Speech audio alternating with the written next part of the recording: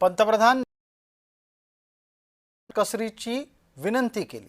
तसं आवाहन भलेही पंतप्रधान नरेंद्र मोदी यांनी केलं असलं तरी पण काही भाजपवाले मात्र पंतप्रधान मोदींचंच ऐकत नाहीयेत असं म्हणावं लागतंय। याचं कारण असं आहे, मध्य प्रदेशातला एक सौभाग्य सिंग ठाकूर नावाचा नेता आहे। या नेत्यानं जवळपास 100 गाड्या घेऊन धुरळा उडवलेला दिसतोय।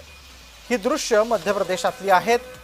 मध्य प्रदेशातल्या उज्जैन परिसरामध्ये 100 गाड्या घेऊन या सौभाग्य सिंगनं काढलेला दौरा हा चांगलाच देशव्यापी चर्चेचा मुद्दा ठरला आहे आणि आदित्य ठाकरेंनी या निमित्तानं टीका केली आहे।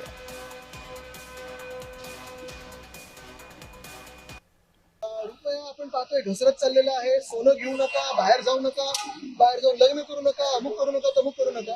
पण स्वतःचे मंत्री आणि स्वतःचा पक्ष हे पाळणार आहे का? रोड शो बंद होणार आहेत का? जे ताफे मंत्र्यांचे असतात ते कमी होणार आहेत का?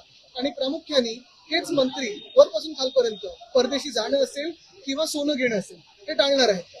मुख्य गोष्ट हीच आहे की जे काल त्यांनी अपील केलेलं प्रधानमंत्री महोदयांनी की जनतेने असं करावं, जनतेने तसं करावं, जनतेने सर्व काही करावं, पण सरकार काय करणार हा एक महत्त्वाचा प्रश्न।